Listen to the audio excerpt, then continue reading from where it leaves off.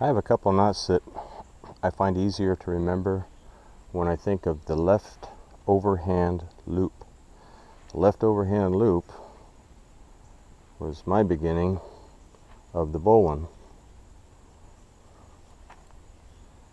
It's used in a sheet bend.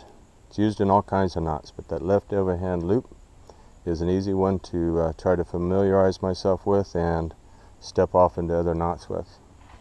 The overhand loop, for example, makes the Zeppelin much easier for me to remember and to tie. I start out with a left overhand loop, then I bring my up section and I tie a right underhand loop. It just seems to make sense, and doing it the back opposite direction. Then it's just a matter of feeding the tails,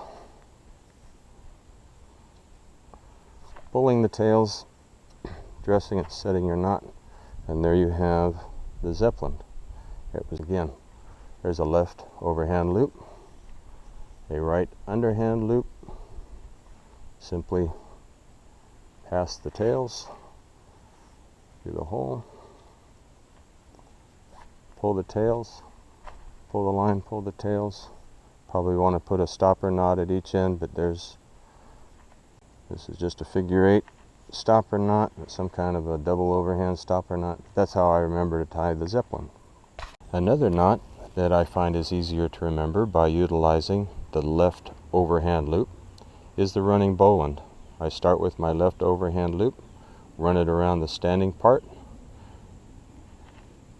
bring the tail up and around just like you do with the bowline, the rabbit through the whole thing,